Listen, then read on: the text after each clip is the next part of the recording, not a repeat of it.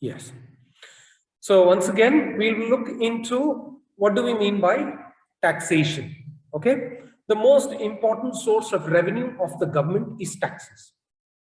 The act of levying taxes is called taxation. So the process in which the government levies. What do you mean by a levy? Anybody? What do you mean by a levy?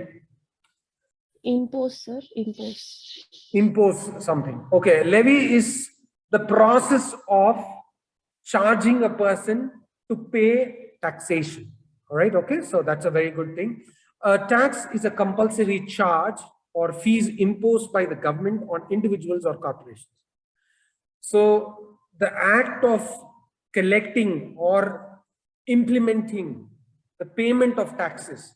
So I levy taxes is called taxation, and a tax is nothing but a compulsory charge on individuals or corporations. The persons who are taxed have to pay the taxes irrespective of any corresponding return from the goods or services by the government. The taxes may be imposed on the income and wealth of persons or corporations, and the rate of taxes may vary. So all these things is the process of taxation. It's the entire process starting from the levy and imposing tax or fees or collecting from the person to whom it is imposed is the entire job of the government in collecting taxes as a source of revenue. Okay? Now, what is public finance? Public finance is the branch of knowledge which is concerned with the income and expenditure of public authorities and with the adjustment of one to another. It deals with the study of revenue and expenditure of the government at the center, state, and local bodies.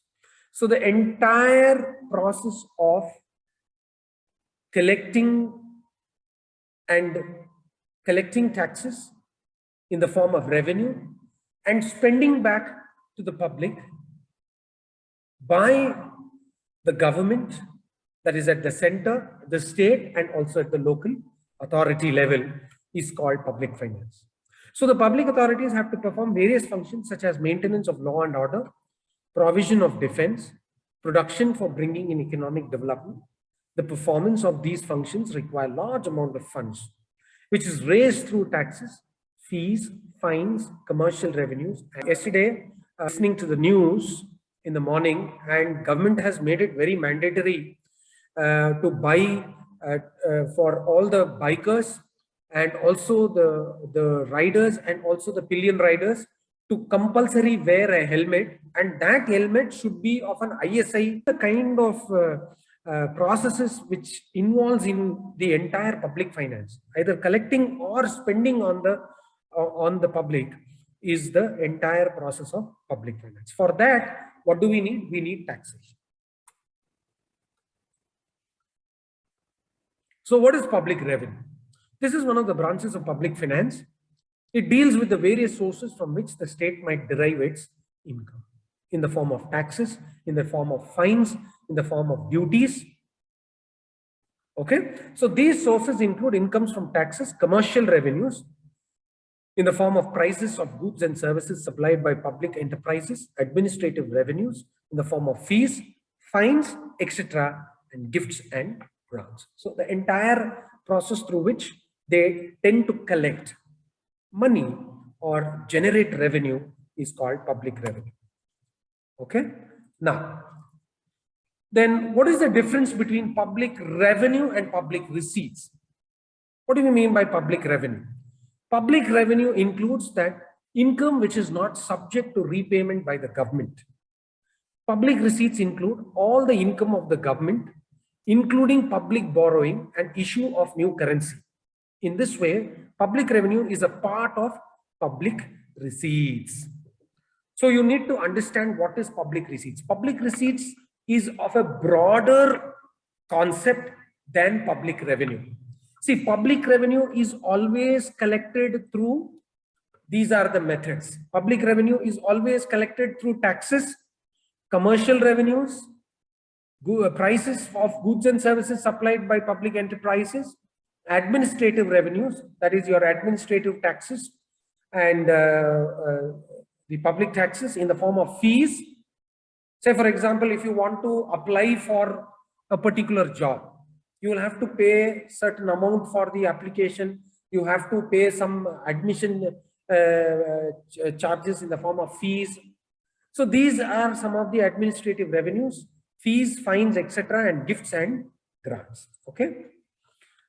But public receipts is a broader concept. What is the broader concept here? Public revenue plus public borrowing by the government plus the issue of what are the objectives of taxes? What is the reason that taxes are being collected? And I told you in my previous class that indirect taxes have become a broader tax base than the direct taxes which are being collected in the form of income tax from various 5 heads of income. Indirect tax happens to become a broader tax base for people to collect taxes. Now, objectives of taxes, number 1, to raise revenue, of course, yes, to collect money and to utilize that particular money in the form of public expenditure. Number 2, regulation of consumption and production. Why taxes are being levied? In order to, it is again an economic concept, economics being the queen of social sciences. Now, the regulation of consumption and production, what is this? Demand and supply, to balance this. Okay. So regulation of consumption and supply, when they raise taxes of any particular product, automatically they try to curb the consumption of the particular process. So regulation of consumption and production, encouraging domestic industries. Now, if you look at it, for example, how do they encourage domestic industries? Make in India, made in India. So you are asked to have a sustainable growth, self-reliance, Atmanirbhar, self-reliance. How do you encourage domestic industries? With the help of taxes. Can anybody give me an example of this? Can anyone give me an example of this? If you want to buy an imported car, the taxes on imported car is 200%. Customs duty is 200% on it. Am I right? So what happens?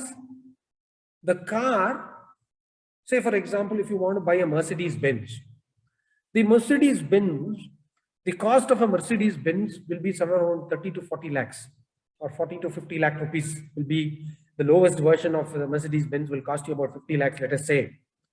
But originally the cost of that particular car is not so much. It must be somewhere ranging around 15 to 20 or 25 lakhs. That's all.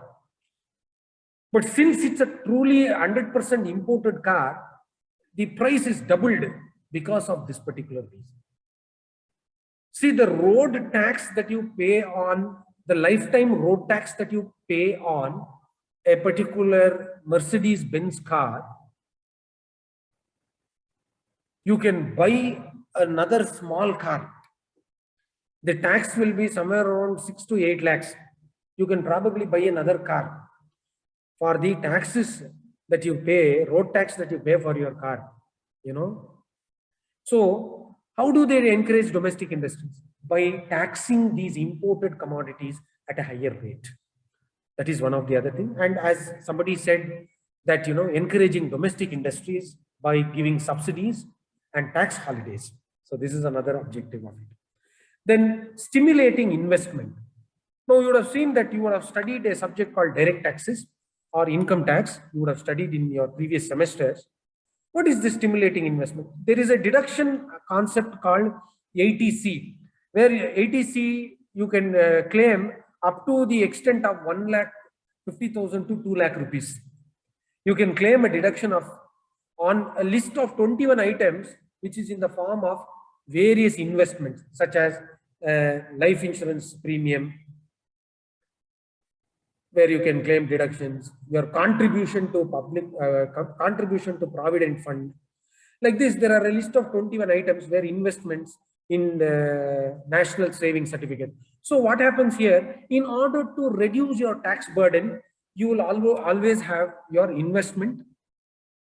You will be investing in those particular areas where you will, it almost helps you to, do the savings.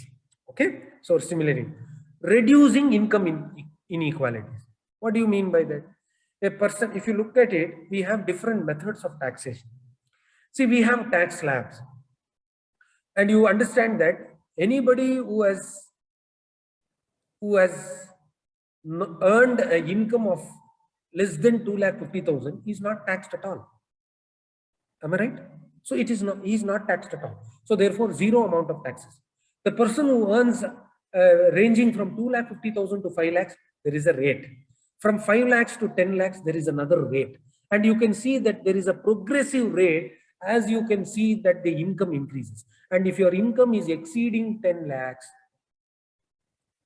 there is one single rate. So there are so many things that we need to look into that particular aspect of it. So reducing income inequalities, promoting economic growth. What happens? It is always said that in economics, if an economy has to flourish, there are two important things. If an economy has to be flourishing, there are two important things that we need to look into. What is that? Number one, savings. So not only savings, absolutely encouraging good investments. Saving and effective investments is the only way for any economy to grow. So promoting economic growth, how? By encouraging savings and encouraging investment of those savings in an effective and an efficient manner. So promoting economic growth. Development of backward regions. So public taxes are collected and the same money is used in order to promote the backward regions and to bring forward. You would have seen that many a times the government is creating many infrastructure projects. You would have seen we have created, the government has created many infrastructure projects such as building tunnels, building roads. You would have seen many Atal, this one, like this, developing all these backward areas and connecting, many of these areas in the country, and also ensuring price stability. So you will always ensure the price stability because the taxes. You know that when we charge GST, we are charging GST at various levels, various rates on various products.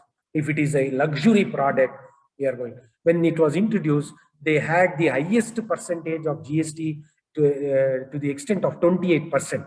Now that has been reduced to about 18% now. The 28%, which was a very, very higher rate, has been completely removed at this particular point of time. Now, these are the objectives of taxes. If you have any questions, you want to ask me any doubts, you can ask me on any of the objectives which I just taught. Any doubts, dear students, or should I continue? So taxes can be classified again into two types of taxes. One is direct taxes and the other one is indirect taxes. Direct taxes, where the incidence and the incidence and the impact is on the same person. The direct tax is that tax whose tax burden is borne by the same person on whom it is levied. The ultimate burden of taxation falls on the person on whom the tax is levied. It is based on income and property of the person. So examples: corporation tax, income tax, wealth tax. Wealth tax is no more there. It is abolished. Gift tax and property. These are the examples of direct taxes. And we are going to be dealing with indirect taxes. So indirect tax is that tax which is initially paid by one individual, but the burden of which is passed over to some of the other individual who ultimately bears it. It is levied on expenditure of the person.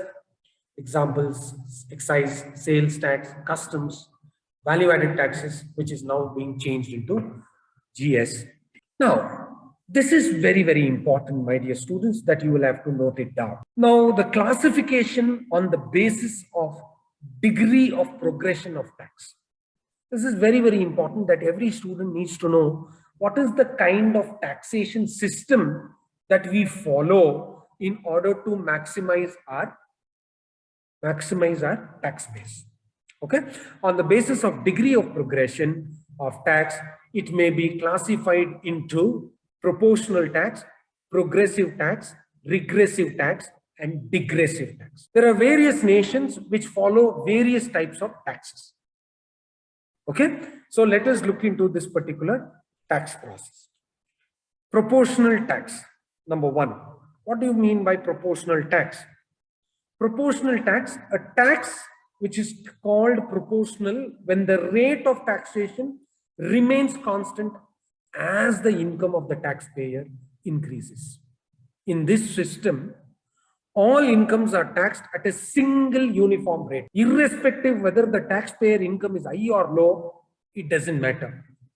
The tax liability increases in absolute terms, but the proportion of income taxed remains the, what do you mean by this?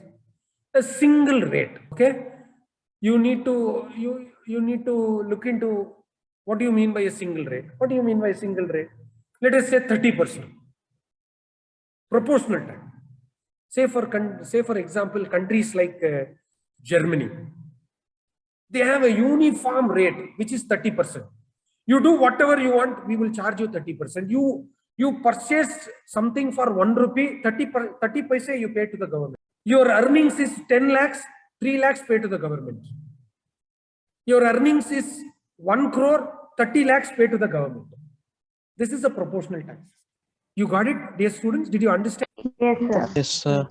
30% uniform rate. So this is, see, these are some of the areas where 2 marks question will be asked. What do you mean by proportional taxation? Progressive tax. When the rate of taxation increases, as the taxpayer income also increases, it is called progressive tax. Means what? If you earn 10 lakhs, tax rate is 10%. If you earn more than 10 lakhs, it increases at a percentage. In this system, the rate of tax goes on increasing with every increasing income. So every slab, it goes on increasing.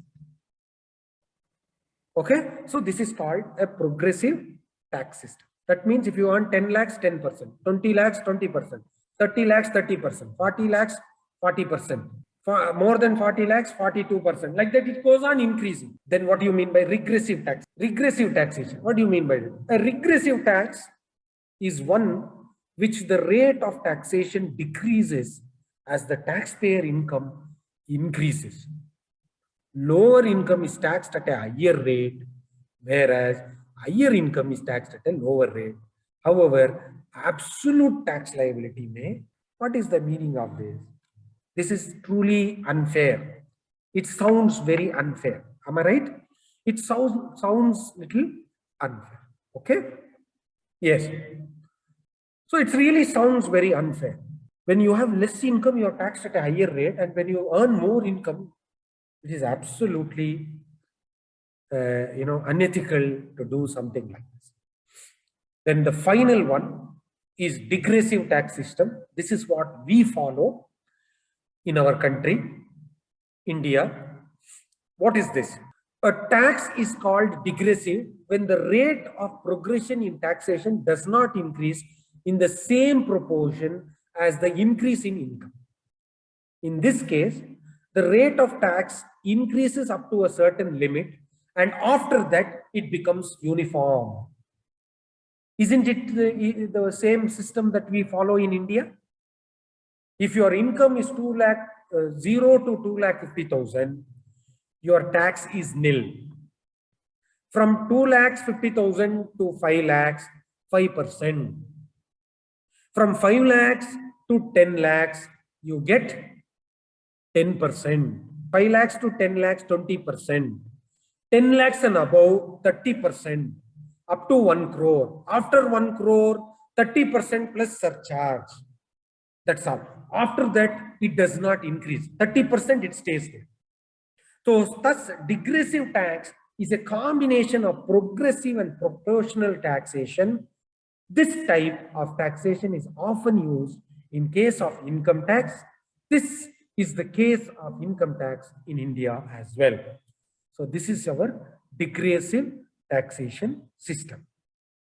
Okay. Now this I am not going to cover because you are all aware of this. Have you studied canons of taxation? Yes, sir. Yes, sir. Yes, sir. So you are already aware of the taxations. Now we are looking at the subject as taxation, and then we are going to go to the indirect taxes. How many canons are there, my dear students? 8. 8, sir. 8 canons of taxation are there, out of which there are 4 important ones, and the remaining 4 are percolated into, these 4 are the basic canons, and the other 4 are percolated into the new modern taxation system. So I think you're all aware of what do you mean by canon of equality, canon of certainty, canon of convenience, and canon of equality. Canon of equality, it should be taxed according to the ability to pay taxes. So that is why the principle is known as canon of ability. That means you see in India, a person who earns less than 2,50,000 per annum is not taxed at all. Am I right? This is the problem. And canon of certainty, there should be a certain percentage of tax which has to be collected compulsorily. And there should be a certain time. That's why you have to file your returns on or before the due date. So there should be a canon of certainty that you should definitely collect taxes within the specified time. According to this canon, the tax which each individual is required to pay should be certain and not arbitrary. You should not decide on the basis of, okay, you pay 10%, you pay 20%, okay, you making so much of money, you pay 30%. No, not like that. We have put a law in place, and we have to make sure that if you fall under these brackets, you are supposed to pay the income tax. All right? Okay, dear. According to this canon of convenience, the mode and timing of tax payment should be convenient to the taxpayer. It means that the tax should be imposed in such a manner and at the time which is most convenient for the taxpayer. That's why we have every year, we have July 31st for individuals, September 30th for organizations. But canon of economy, every tax has a cost of collection. The canon of economy implies that the cost of tax collection should be minimum. That means, what is the meaning of that? Your collection of taxes should be minimum. You should not spend more to collect tax. Say, for example, if anybody is from Kolar Goldfields, KGF. Sir, mining. Yeah, gold mines. Okay, there is a company called BGML. It's a government company. Bharat Gold Mines Limited.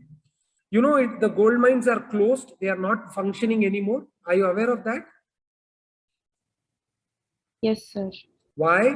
What is the reason? The cost of extraction of the gold is twice the price of the gold which is being extracted from the mines. That is the reason. That means if they spend 10,000 rupees on mining the gold, they are getting only 5,000 rupees worth of gold out of the 10,000 that they spent. So that is the reason that they stopped mining in the Kolar goldfields. Okay, dear students, can we take up a small quiz right now? So with that we come to the end of our just basic introduction